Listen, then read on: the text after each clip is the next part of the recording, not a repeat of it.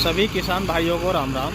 लगभग जनवरी के महीने में बोया गया था ये मेथा, जो एक हरी खाद के लिए बोया गया, और आज लगभग अप्रैल चल रहा है और अप्रैल में लगभग 3.5 महीने का ये मेथा हो चुका है। और इसमें मेथे में देखिएगा, मैं आपको दिखा रहा हूँ, ये इसमें बालियाँ भी बन चुकी हैं जो लगभग कुछ ही समय में पक जाएगा। लेकिन ये हमने अपने ही खेत में एक हरी खाद के रूप में, क्योंकि पशुधन आजकल इतना किसान के पास नहीं है जितना कि वो सभी खेतों की देसी खाद से उसकी पूर्ति कर सके। कि पश्चिमी उत्तर प्रदेश गन्ने की एक अच्छी बेल्ट मानी जाती है और सबसे ज़्यादा यहाँ पर लगभग 95% गन्ना ही बोया जाता है।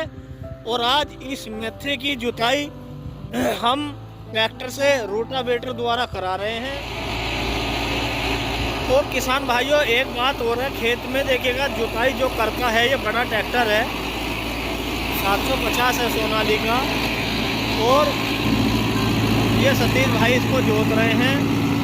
और काफ़ी अच्छे से ये मेथा रोटावेटर के जो नीचे आने के बाद किस तरीके से खेत हो रहा है, ये देखिएगा, बहुत शानदार खेत इस समय हो रहा है। ये मेथा बहुत ही ज़रूरी होता है किसान के लिए, जिसके पास पशुधन कम है और खेत खाली है, वो इस मेथे को बो सकता है। इसमें हमने हरी खाद के रूप में ही ये किया था और हरी खाद के रूप में ही हम इसको जुतवा रहे हैं। अगर मैं आपको दिखाना चाहूँ, देखिएगा, काफ़ी फलियाँ इस पर बनकर तैयार हैं और ये बालियां हैं जो इसमें हैं। ये देखिएगा, जो बालियां हैं इसमें मेथा कुछ ही दिनों में पक जाएगा, लेकिन हम हरे खाद के रूप में ही इसको प्रयोग कर रहे हैं। और सबसे ज़्यादा प्रभावित अब की बार जो बारिश ने किया है, उसी की वजह से खेत कम से भी कम 20 से 25 दिन लेट हो चुका है। अगर बारिश, बेमौसम बारिश ने किसान को जहां एक बार तोड़ के रख दिया था, जिसमें गेहूं का और सरसों का बहुत ज़्यादा नुकसान किसान भाइयों का देखने को मिला है। और ये मेथे का खेत है, लगभग 2.5 या 2 बीघे का नंबर है ये, क्योंकि हमारे पश्चिमी उत्तर प्रदेश में कहीं पर बीघे छोटे, कहीं पर ज़्यादा, लेकिन सबसे बड़ा जो बीघा कहा जाता है, एकड़ कहा जाता है, यहाँ 1 एकड़ में 5 बीघे होता है और 1 बीघे में 843 मीटर होते हैं, जो ये सरदना तहसील का जो माप है। और इसी के साथ इतना स्वस्थ और अच्छा खेत ये दिखाई दे रहा है। ये देखिएगा, खेत उसी के साथ का था, उसमें गन्ना जम के तैयार है और नुलाई भी लगातार उसमें जारी है। तेल ख़त्म हो गया भाई। देख लो भाई, तेल थोड़ा सा कम रह गया भाई का, और तेल डाल रहे हैं, उसके बाद अपना फिर बनेंगे। कितना तेल पी जा भाई ये घंटे में हो? 6 लीटर। ठीक है। और जुताई कितनी करते हैं जी? आज एवरेज लेंगे, देख लो भाई। और तेल डालने के बाद देख लो भाइयों,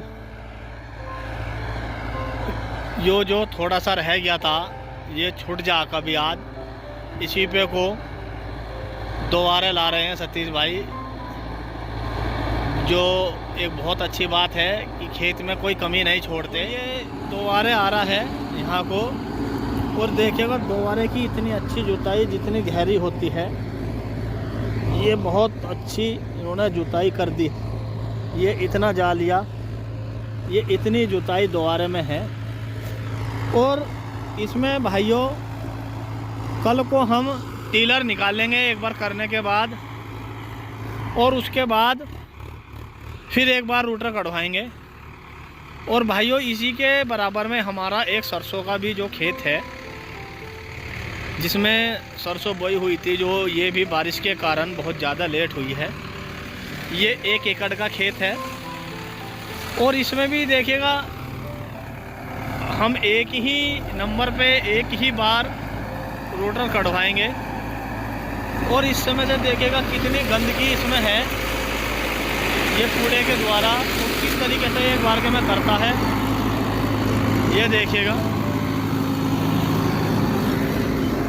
बहुत अच्छा। और बड़े ट्रैक्टर की यही एक खासियत होती है, एक बार के में ही जो छोटा ट्रैक्टर 2 बार के में कार्य करता है, छोटा ट्रैक्टर 2 बार के में कार्य करता है, वो बड़ा ट्रैक्टर एक ही बार के में उस कार्य को निपटा लेता है।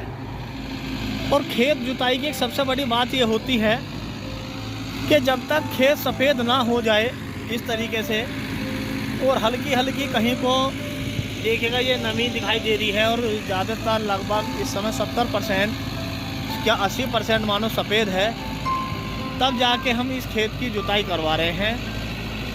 और हल्की सी जिस समय आपको लगे कि रूटर के पीछे हल्की सी धूल उड़ने लगी है, तो आप ये मानिएगा कि सबसे बेस्ट खेत आ रहा है और सबसे अच्छी जुताई उस समय हो। और भाइयों, ऐसी ही अच्छी जानकारी के लिए या कोई आपके पास भी अच्छी जानकारी हो, उसके लिए आप हमें कमेंट कर सकते हैं।